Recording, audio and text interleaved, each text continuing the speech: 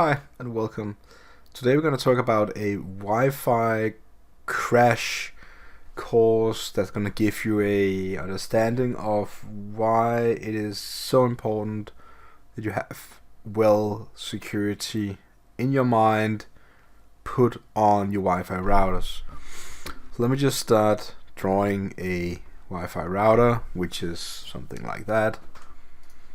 It's gonna be like an antenna on it, like this, and one like that, and I think most people draw them probably like this.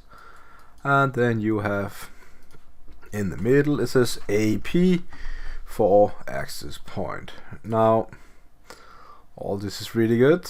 Let's see if we can move this around a bit. There we go. So this is our access point.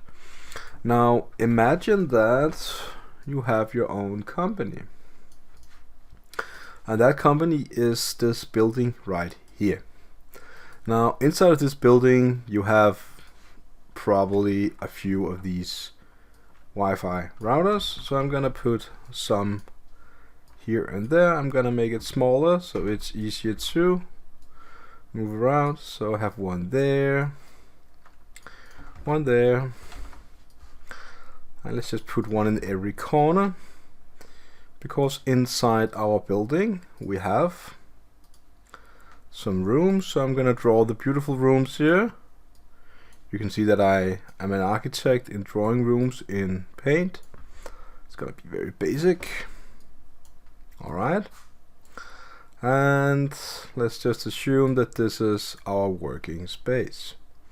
So maybe right here you have the entrance, and you probably right here have the actual desk of your what should we call it, the reception. Alright, so depending on how your building is, you might have some tables here and there. It doesn't really matter for now, because what I'm going to focus on is the actual part of security. So don't mind this router right here, it is just a template. I have to create more routers if I need to. Now in order to create what I usually call a heat map, or basically just a Wi-Fi router map of the signal strength, we could probably say that the redder it is, the more strength there is. So to be honest, the best amount of strength into this Wi-Fi router here is probably something around this, which is the border of, they're of course somewhat the same, which is the border. So if you are within that border here, you are getting the biggest strength, and if you are in this border here, you're getting less signal strength depending on your receiver, of course. And anything beyond this is going to be categorized as low bandwidth.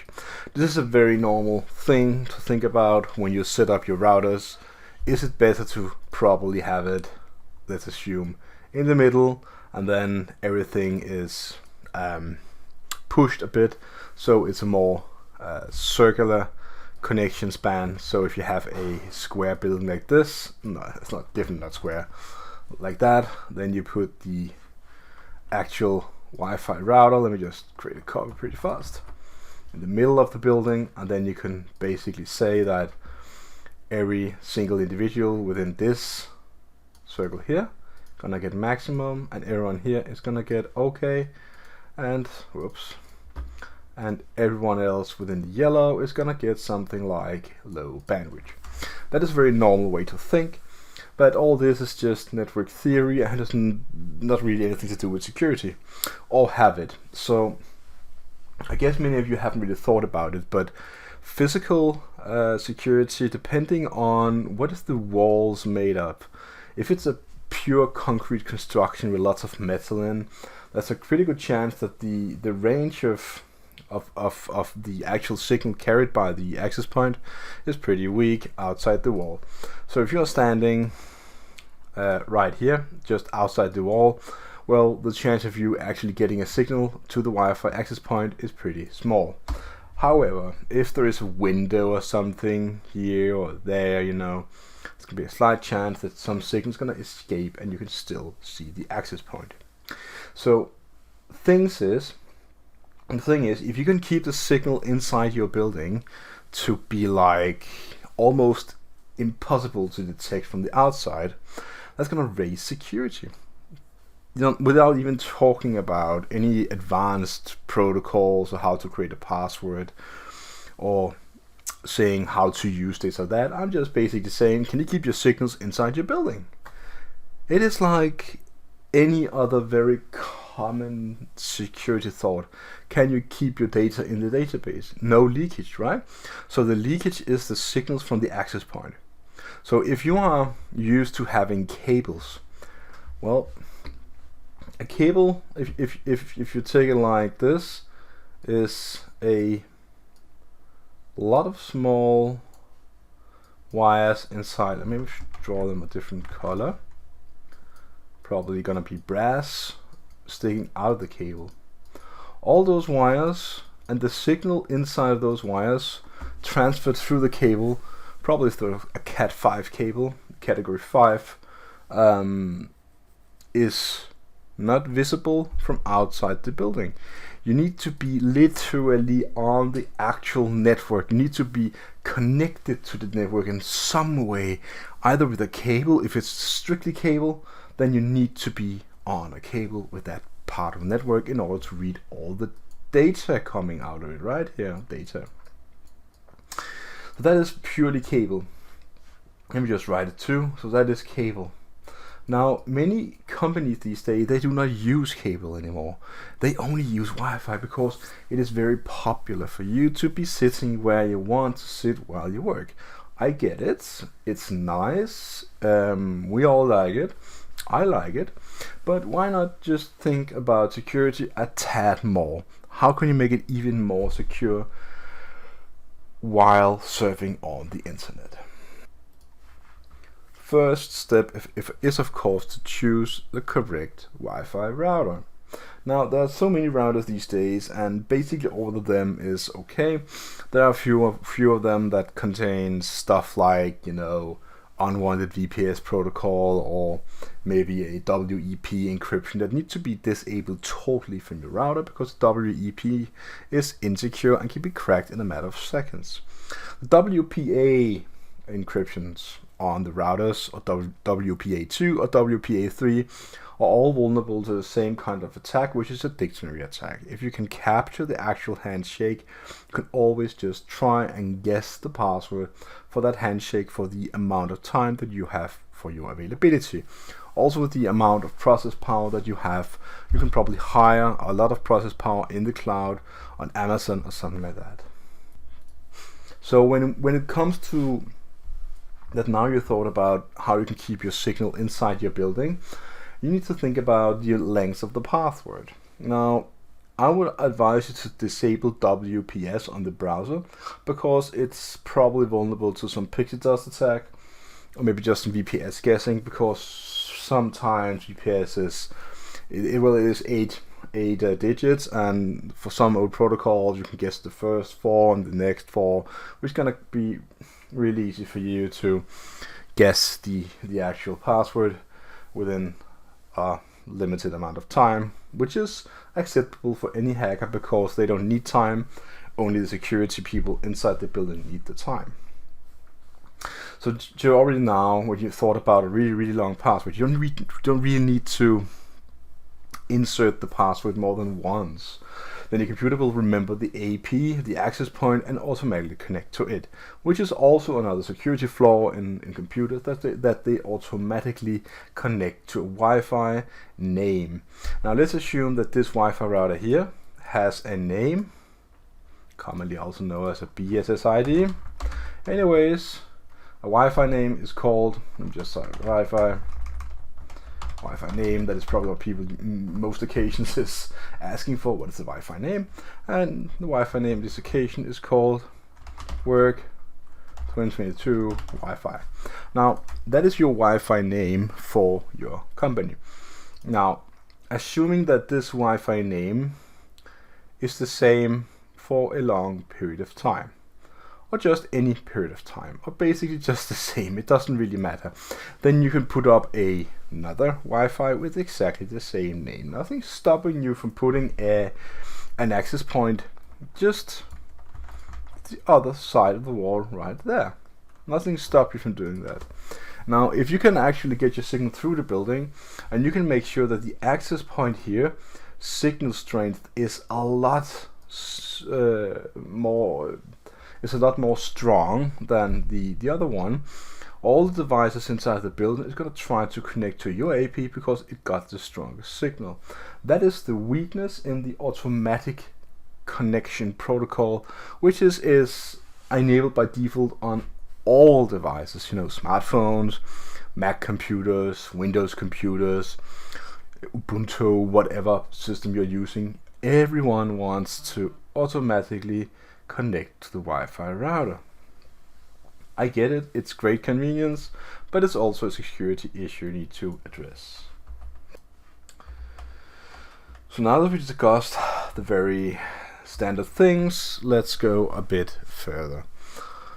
Okay, so we know that Wi-Fi is a security risk to have because it broadcasts radio signals.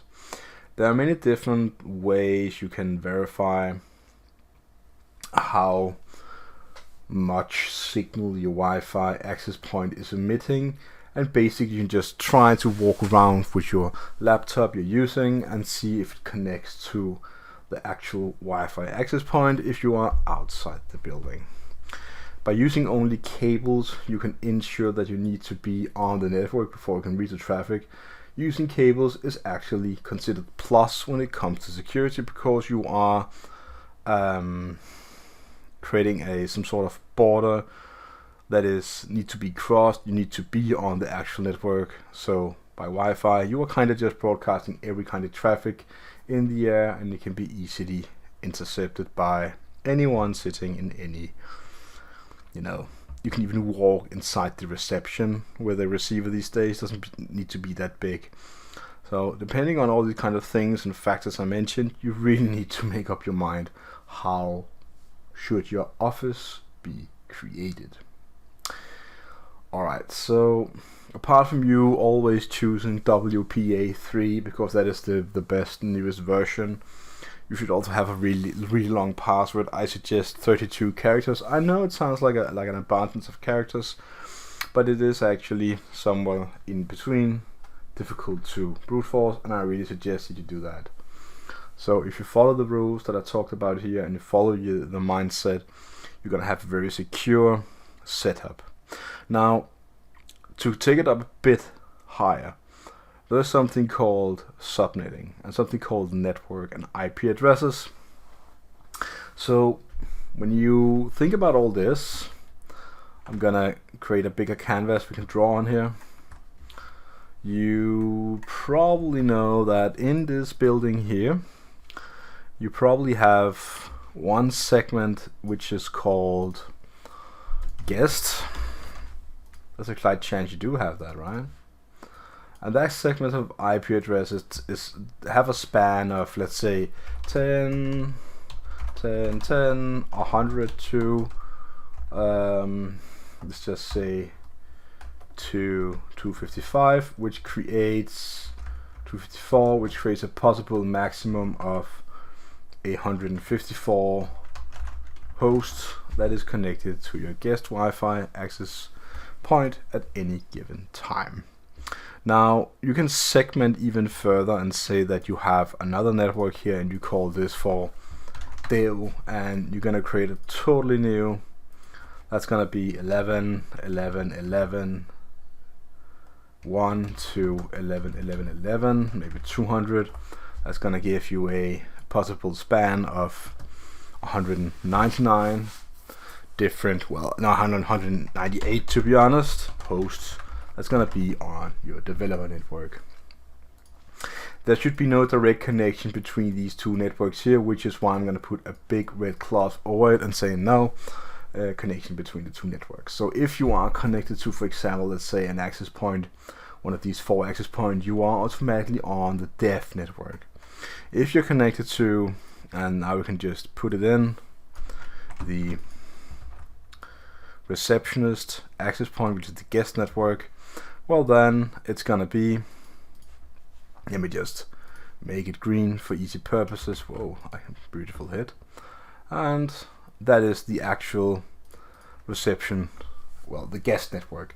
The reception use only cabled network, which is probably the best solution, because there's a you can enter here and signals can travel out of that door. So I suggest you do cable network for the receptionist and anything that is close to doors and windows. Of course, people say this is probably a bit heavy on the security, but think about it. If you want to be secure, and with the amount of raised cybersecurity awareness and even more attacks happening every day, these recommendations that I'm giving right here is free. They are easy to implement, and if you do it, you're gonna really increase your security by a whole lot. So I think, just to keep it very simple right now, you need to think about your password length. Are you using a cable? That is good. If you're using a Wi-Fi router, you actually present yourself to another risk and need to work your way out of that in some way, of some of the ways that are suggested. Also think about segmentation. Your network probably should have more segmentations. That was just an illustration of what it really means and how it should be. If you're not a network administrator or you're new to IP addresses, well, that is okay, because as long as you can communicate these kind of things to your technicians and the ones hired in your company, you are gonna go all the way to a home run. So basically that is the way to go. I really hope you like this video about reflections on how to create a more secure building using Wi-Fi routers, and probably thinking about going back to cable. I know it's less convenient, but it is more secure because it is isolated a lot more. So stay secure, and I hope to see you out there again. Bye.